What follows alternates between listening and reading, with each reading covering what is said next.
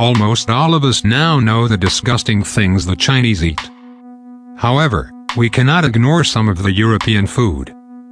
Obviously, a number of these are going to be historic, as we tend not to think of most of the foods we eat today as disgusting, but there are a few surprising additions from our current fare.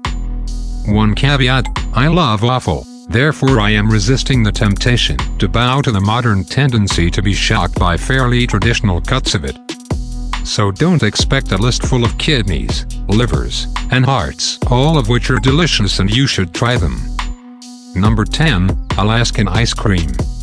Step 1. Beat a seal to death with a bat. Step 2. Wait, who cares about Step 2? Let's take a closer look at Step 1. Sure enough, a katuk, known as Alaskan Indian ice cream in Alaska, is an ice cream made in Canada and Alaska with origins in the native Eskimos of the regions, but also adopted more broadly by those living there.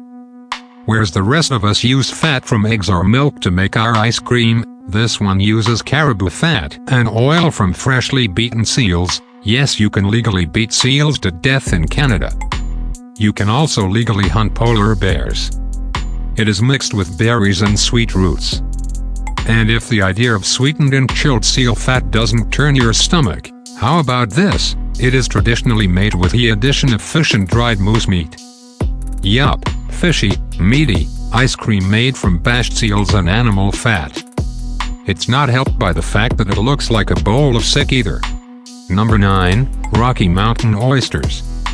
Known by a variety of names, such as criadillas in Spanish-speaking countries, and prairie oysters in parts of North America, these are fried bull's testicles. You can use your imagination when it comes to working out why this dish is named after the slimy shellfish that gives us beautiful pearls. The testicles are served in a variety of ways. The most popular is crumbed, and while they were once food for cowboys, they are now popular in many places amongst regular folk.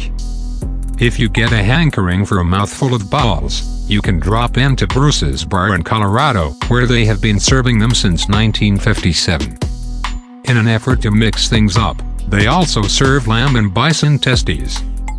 A number of other American towns also have annual testicle eating festivals.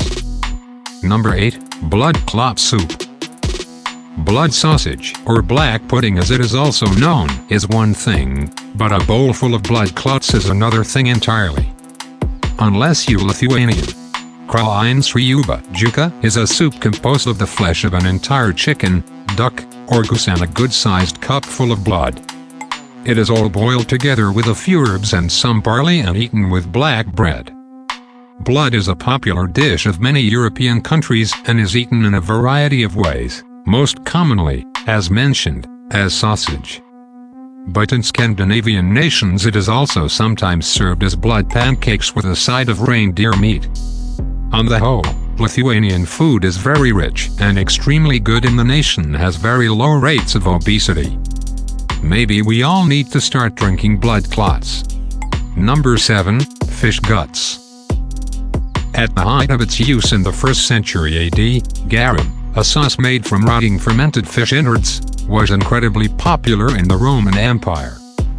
It was frequently combined with wine, oil, ground pepper, and even just water to make a range of different sauces or drinks that could be consumed straight or added to other meals.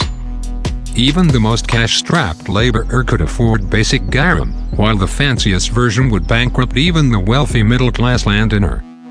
Factories dedicated to its production sprang up across the empire, and dedicated trade routes carried the stinking liquid to its furthest reaches.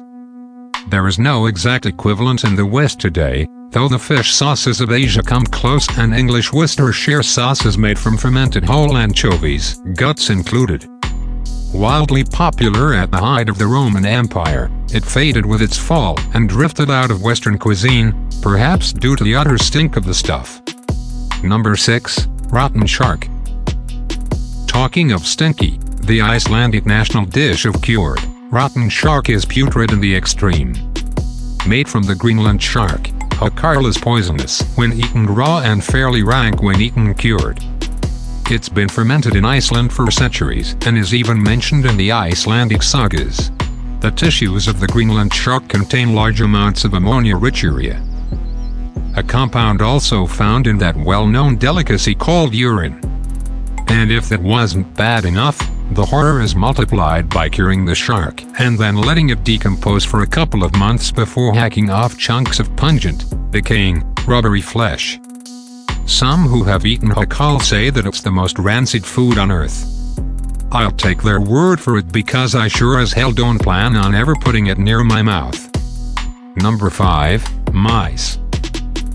You might think of a dormouse as a sleepy little hamster or a character in Alice in Wonderland, but to some people, they were and are food. In ancient Rome, dormice were roasted as a special delicacy. The Romans raised them in a special terracotta jar called a glirarium. In the wild, dormice hibernate for the entire winter. In the glirarium, which was kept dark, the dormice hibernated all year, which is how they were fattened. The jars had little staircases for the dormice, places for them to deposit food, and air holes. When they were really fat, the dormice would be stuffed with nuts and roasted with honey and spices. Usually, they were served as an appetizer. Today, wild dormice are still hunted and eaten in some parts of Slovenia and Croatia and are considered a delicacy. In other places, they are simple snacks served between a couple of bits of bread. Number 4. Maggot cheese.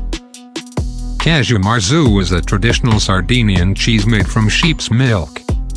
But the true grossness factor comes from what the cheese contains, writhing live maggots. The cheese is brought to a stage that some consider to be decomposition. Larvae of the cheese fly, Biophilocase, are brought to the cheese to help break down its fat. They eat through the milky mass, making it soften, and seep a liquid known as lagrima, teardrop. While some people remove the maggots before consumption, many people consume the cheese maggots and all. When doing so, people are advised to cover their eyes, as the maggots can leap out in an attempt to escape. I think I'll stick to blue vein cheese. Number 3. Raw Puffin Hearts. Puffins are small birds with black and white feathers. They have cartoonishly oversized beaks and are absolutely adorable. Gordon Ramsay, being no stranger to controversy, recently came under fire for eating the raw heart from a dead puffin he had killed during an episode of his television series The F Word. Animal rights groups were of course up in arms, and many people objected to the cruelty of the act. However, the people of Iceland would not have batted an eye at his actions. The reason for this is that, in Iceland, raw puffin heart is actually considered a delicacy, and puffins are eaten for food all the time. Ramsay actually had all the proper permits and was cleared of any wrongdoing by the media authorities. Now, if the idea of eating puffin hearts makes you sad, grab the tissues. Because the French eat something worse. Number 2. Roast or Tolan. This adorable bird is the size of a man's thumb and weighs less than an ounce. It is meant to be eaten feet first, with the beak and head being last, so you can enjoy the subtle flavors of the brain when the little skull breaks between your teeth. In 1999 the French government banned its use as food, but they also banned the use and sale of sea turtle shell and ivory. Yet both are still legally sold via loopholes and legal exceptions for the very rich. The cost one bird now on the black market is around $180. The late chef Anthony Bourdain, who hanged himself in 2018, ate the bird and described his experience. I bring my molars down and through my bird's ribcage with a wet crunch, and am rewarded with a scalding hot rush of burning fat and guts down my throat. Rarely have pain and delight combined so well. I am giddily uncomfortable, breathing in short, controlled gasps as I continue slowly, ever so slowly, to chew.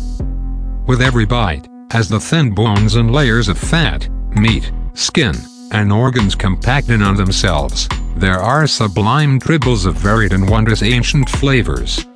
Figs, Armagnac, dark flesh slightly infused with the salty taste of my own blood as my mouth is pricked by the sharp bones. As I swallow, I draw in the head and beak, which, until now, have been hanging from my lips, and blithely crush the skull. If the idea of biting down on the itty-bitty body of a teeny tiny birdie doesn't make you cringe, you're heartless. Number 1. Chemicals. Everywhere. It has to be admitted. The sheer volume of chemicals of unknown origin should horrify us all. Consider, for a moment, the typical Western supermarket. Remove the outside aisles. These are usually fresh foods like vegetables, dairy, and meats, and the cleaning aisles, and what you're left with is basically minimal human food doused in chemicals.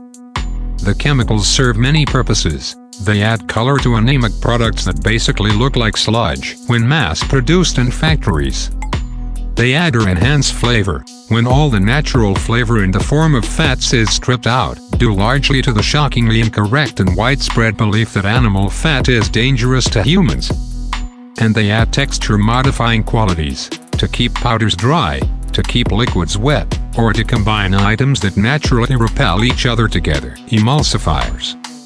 While many of these are considered safe, or safe in low doses, the average Westerner is now eating a diet of foods that are almost entirely adulterated in some way. To me, that is more disgusting than any other item on this list, or any natural food from history. Oh, and just to finish things off on really the grossest note possible, 3 legal food additives you have probably eaten this week are beaver anal secretions, insects, and human hair from China. If you liked it, don't forget to subscribe. See you in the next video.